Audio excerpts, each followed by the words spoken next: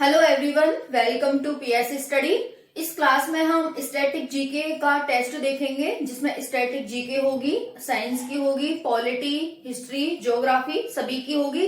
काफी इंपॉर्टेंट है, UP constable के फॉर्म आने वाले हैं उसके लिए, और हमारा एसएससी जीडी हो गया, सभी के लिए इंपॉर्टेंट है। तो आपको अपने यहाँ पर क्वेश्चन लगाने हैं और देखने हैं कि आपके क्वेश्चंस कितने ठीक जा रहे हैं, है ना। तो स्टार्ट करते हैं। मार्ले मिंटो सुधार कब हुआ था? क्वेश्चन क्या है, मार्ले मिंटो सुधार कब हुआ था? तो इसका आंसर हो जाएगा मार्ले मिंटो सुधार 1909 ईस्वी में हुआ था, और ये एक प्रशासनिक सुधार था। 1909 ईस्वी में हुआ था और ये एक प्रशासनिक सुधार था। मार्ले मिंटो जो उस समय पर वायसराय होता था, उसी के नाम पर इसका नाम मार्ले मिंटो रख दिया गया था। नेक्स्ट क्वेश्चन है, बंगाल में स्थायी बंदोबस्त कब लागू हुआ था? बंगाल में स्थायी बंदोबस्त कब लागू हुआ था? इसका आंसर क्या है? आपको 5 सेकंड मिलते हैं। आपने आंसर दे दिया होगा। इसका आंसर हो जाएगा बंगाल में स्थायी बंदोबस्त 1793 ईस्वी में लागू हुआ था। ये एक 10 वर्षीय बंदोबस्त था, 10 वर्ष के लिए लाया गया था, भूमि सुधार के लिए लाया गया था। ओके, तो स्थायी बंदोबस्त क्या था? भूमि सुधार के लिए आया एक कानून था। कब आया था? तो 1793 ईस्वी में आया था। इतना ध्यान रखना है। नेक्स्ट क्वेश्चन है, साइमन कमीशन भारत कब आया था? साइमन कमीशन भारत कब आया था? क्वेश्चन आपका है ये। इसका आंसर क्या होगा? 8 सेकंड मिलते हैं आपको, इसका आंसर बताएं। तो साइमन कमीशन भारत आया था फरवरी 1928 में। कब आया था? फरवरी 1928 में साइमन कमीशन भारत आया था। ये एक 7 सदस्यीय कमीशन था, 7 सदस्यीय आयोग था। ठीक है, इसी का किसने, भारतीयों ने विरोध किया था। नेक्स्ट है गांधी इरविन समझौता कब हुआ था? क्वेश्चन क्या है, गांधी इरविन समझौता कब हुआ था? तो इसका आंसर हो जाएगा गांधी इरविन समझौता 1931 ईस्वी में हुआ था। किस किस के बीच में? गांधी जी और इरविन के बीच में। ठीक है, क्यों हुआ था? क्योंकि जो गोलमेज सम्मेलन चल रहे थे उसमें मुस्लिम लीग तो पार्टिसिपेट कर रही थी, लेकिन कांग्रेस पार्टिसिपेट नहीं कर रही थी। 1930 का, 1931 का, 1932 का। तो 1931 में हुआ था ये समझौता कि गांधी जी जो हमारे गोलमेज सम्मेलन हो रहे हैं उसमें चलें। इरविन ने गांधी जी के साथ किया था। ओके, तो आपको ध्यान रखना है, गांधी इरविन समझौता कब हुआ था? 1931 ईस्वी में। किस किस के बीच हुआ था? तो गांधी जी और इरविन के बीच में हुआ था। नेक्स्ट है, प्रथम आंग्ल मैसूर युद्ध कब हुआ था? क्वेश्चन क्या है, प्रथम आंग्ल मैसूर युद्ध कब हुआ था? तो आपको इसका आंसर देना है कि प्रथम आंग्ल मैसूर युद्ध कब हुआ था। ठीक है, तो कब हुआ था? 1767 टू 1769 के बीच में प्रथम आंग्ल मैसूर युद्ध हुआ था। कब? 1767 टू 1769 के बीच में प्रथम आंग्ल मैसूर युद्ध हुआ था। किस किस के बीच में हुआ था? तो अंग्रेजों और मैसूर के बीच में हुआ था, यानी कि जो टीपू सुल्तान था, ठीक है, उसके बीच में ये युद्ध हुआ था। पहले तो टीपू सुल्तान से पहले टीपू सुल्तान का पिता था जिसका नाम हैदर अली था। तो इस अंग्रेजों और हैदर अली के बीच में होता है, लेकिन जब द्वितीय जो युद्ध होता है, द्वितीय आंग्ल मैसूर युद्ध, उसमें हैदर अली की मृत्यु हो जाती है और उसके बाद उसका बेटा टीपू सुल्तान इस युद्ध में एक्टिव हो जाता है, और दूसरा, तीसरा और चौथा युद्ध उसके द्वारा लड़ा जाता है। फिर चौथे आंग्ल मैसूर युद्ध में टीपू सुल्तान की भी मृत्यु हो जाती है। उसके बाद जो ये युद्ध हो रहे थे आंग्ल मैसूर युद्ध, ये खत्म हो जाते हैं, यहीं समाप्त हो जाते हैं। ओके, तो आपको क्या ध्यान रखना है कि प्रथम आंग्ल मैसूर युद्ध कब हुआ था? इसका आंसर हो जाएगा 1767 टू 1769। दूसरा कब हुआ था? तो दूसरा हुआ था 1780 टू 1784। ठीक है, क्या याद रखना है? द्वितीय आंग्ल मैसूर युद्ध कब हुआ था? तो 1780 टू 1784 के बीच में द्वितीय आंग्ल मैसूर युद्ध हुआ था। फिर हम तृतीय की बात करें तो तृतीय हुआ था 90 टू 92। थर्ड कब हुआ था? 1790 टू 92। ठीक है, और फिर फोर्थ में क्या होती है, 1999 में टीपू सुल्तान की मृत्यु हो जाती है और उसके बाद ये जो युद्ध होते हैं वो यहीं की यहीं समाप्त हो जाते हैं। तो आपको यहाँ पर ये ध्यान रखना है, ठीक है। पहला कब हुआ था, 67 to 69, दूसरा 80 to 84, तीसरा 90 to 92 और चौथा 99। ओके, नेक्स्ट क्वेश्चन है, संसद का संयुक्त अधिवेशन की बैठक कौन करता है। संसद का जो संयुक्त अधिवेशन होता है, संयुक्त अधिवेशन का मतलब जिसमें लोकसभा और राज्यसभा दोनों मिलकर के अधिवेशन करते हैं उसको संयुक्त अधिवेशन कहते हैं। और इसकी अध्यक्षता कौन करता है, अभी तक 3 बार ये बैठक हो चुकी है संयुक्त अधिवेशन। संयुक्त अधिवेशन होता कब है, तो संयुक्त अधिवेशन जब होता है जब राज्यसभा और लोकसभा के मत अलग अलग जा रहे हो और सरकार को कोई भी बिल पास करना हो। उस टाइम पर सरकार कहती है कि इस बिल को पास कराना जरूरी है, इसीलिए हमें संयुक्त अधिवेशन बुलाना पड़ेगा। तो राष्ट्रपति की अनुमति के द्वारा संयुक्त अधिवेशन बुलाया जाता है, जिसकी अध्यक्षता कौन करता है, वेरी इंपॉर्टेंट है। तो संयुक्त अधिवेशन की अध्यक्षता करता है लोकसभा का अध्यक्ष, ठीक है। आप समझें कि कहीं राष्ट्रपति करता है, तो राष्ट्रपति नहीं करता है, राष्ट्रपति की आज्ञा पर हमेशा ही लोकसभा अध्यक्ष इसकी अध्यक्षता करता है।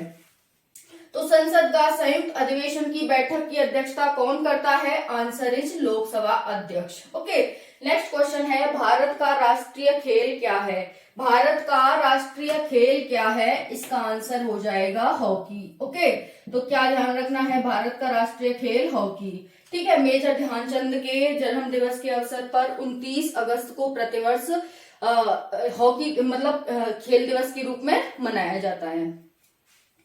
नेक्स्ट है, भारत की राष्ट्रीय योजना का नाम क्या है। जो राष्ट्रीय स्तर पर योजना चली थी भारत में उसका नाम क्या है, वो पूछा जा रहा है आपसे।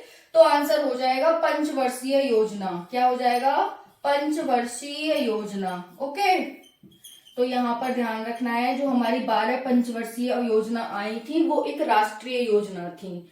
नेक्स्ट क्वेश्चन है, रिक्टर स्केल से किसकी तीव्रता मापी जाती है। नेक्स्ट क्वेश्चन क्या है, रिक्टर स्केल से किसकी तीव्रता मापी जाती है। तो इसका आपको आंसर देना है कि रिक्टर स्केल पर किसकी तीव्रता मापी जाती है। आंसर क्या हो जाएगा, भूकंप। क्या है इसका आंसर, भूकंप की तीव्रता रिक्टर स्केल पर मापी जाती है। नेक्स्ट क्वेश्चन है, सुनामी किस भाषा का शब्द है। सुनामी किस भाषा का शब्द है, आंसर हो जाएगा जापान भाषा का। तो हिंदी में भी आ सकता है ये क्वेश्चन, हिंदी में आपसे पूछा जा सकता है, जैसे पूछे जाते हैं ना, ये किस भाषा का शब्द है, देशज है, विदेशज है, संस्कृत का है, उर्दू का है, किस भाषा का है, फ्रांसीसी है, किस भाषा का है। तो सुनामी ध्यान रखें, मोस्ट इंपॉर्टेंट है, सुनामी जापान भाषा का शब्द है। नेक्स्ट है, टोडा जनजाति किस राज्य की है। आंसर क्या है, टोडा, क्वेश्चन क्या है, टोडा जनजाति किस राज्य की है। आंसर हो जाएगा तमिलनाडु की। टोडा मतलब टी मतलब टोडा, टी मतलब तमिलनाडु, ऐसे याद रख सकते हैं आप। तो टोडा है वो तमिलनाडु राज्य की जनजाति है। नेक्स्ट है, गंगा नदी को बांग्लादेश में किस नाम से जाना जाता है। गंगा नदी को बांग्लादेश में किस नाम से जाना जाता है। तो इसका आंसर क्या हो जाएगा, तो इसका आंसर हो जाएगा, गंगा नदी को बांग्लादेश में पद्मा के नाम से जाना जाता है। क्या हो जाएगा, पद्मा, ठीक है। तो जब गंगा नदी इसमें मिल जाती है उसके बाद ब्रह्मपुत्र को और इसको संयुक्त रूप से ब्रह्मपुत्र के नाम से जाना जाता है। तो गंगा नदी को बांग्लादेश में किस नाम से जाना जाता है, आंसर इज पद्मा के नाम से। ओके, नेक्स्ट क्वेश्चन है हमारा, विटामिन डी का रासायनिक नाम क्या है। विटामिन डी का रासायनिक नाम क्या है।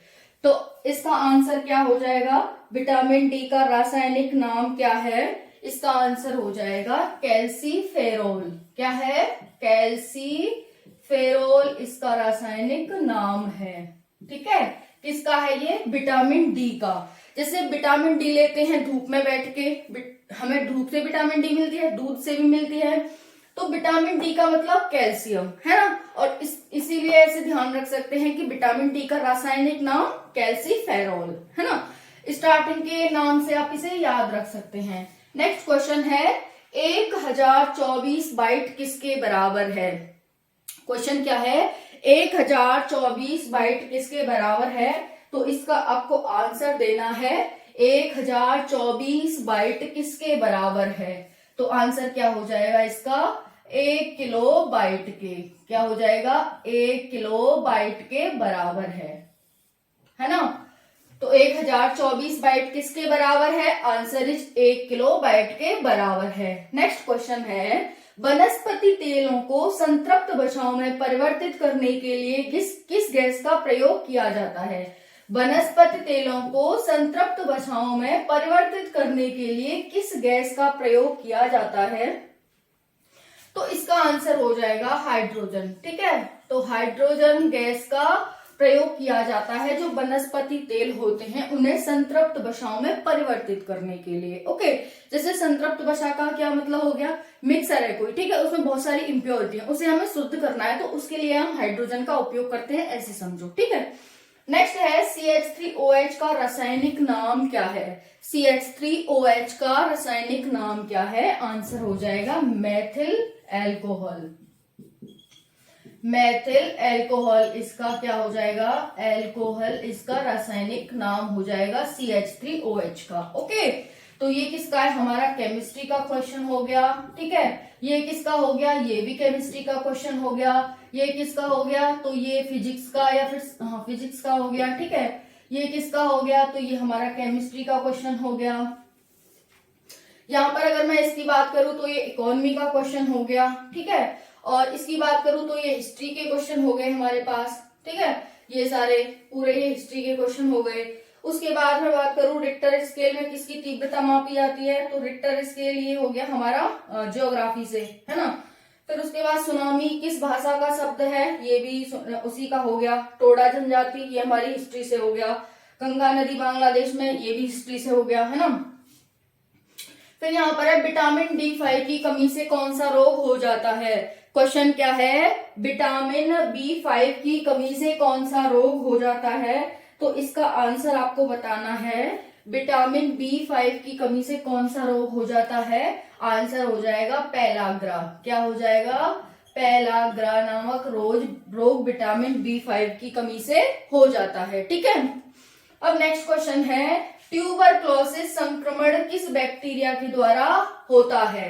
ट्यूबरक्लोसिस संक्रमण किस बैक्टीरिया के द्वारा होता है? इसका आंसर आपको कमेंट सेशन में कमेंट करना है। इसका आंसर हो जाएगा, क्या हो जाएगा? ट्यूबरक्लोसिस। तो माइक्रोबैक्टीरियम इसे याद करना बहुत ही इजी है। ये लगेगा ये आपको कितना लंबा चौड़ा है, आंसर कौन याद करेगा? माइक्रोबैक्टीरियम ट्यूबरक्लोसिस नामक ये क्लोसिस नामक बैक्टीरिया से हो जाता है। तो आपको क्या ध्यान रखना है? ट्यूबरक्लोसिस संक्रमण किस बैक्टीरिया के द्वारा होता है? आंसर इज माइक्रोबैक्टीरियम ट्यूबरक्लोसिस नामक जो हमारा बैक्टीरिया है, इसके द्वारा ये रोग हो जाता है। नेक्स्ट है, पादपों के मूल रोमों द्वारा जल किस प्रक्रिया से अवशोषित किया जाता है? क्वेश्चन क्या है हमारा? पादपों के मूल रोमों से, जैसे होता है ना, पादप का मतलब पौधे की जो जड़ें हैं वो पानी को लेकर के आती हैं, तो वो किस प्रक्रिया के द्वारा ऊपर तक पानी को पहुंचाती हैं? पेड़ के ऊपर तक। ठीक है, जैसे जड़, तना, फूल, पत्ती, फल, 5 उसके भाग होते हैं पौधे के। तो यहाँ पादप का मतलब पौधा है। पौधे के मूल रोमों द्वारा, जो उसके मूल रोम है जो पानी को ऊपर लेकर के आते हैं, किस प्रक्रिया के द्वारा उसे ऊपर लेकर के आते हैं, पानी को अवशोषित करते हैं। इसका कहने का मतलब ये है। तो इसका आंसर हो जाएगा पराशरण। क्या हो जाएगा?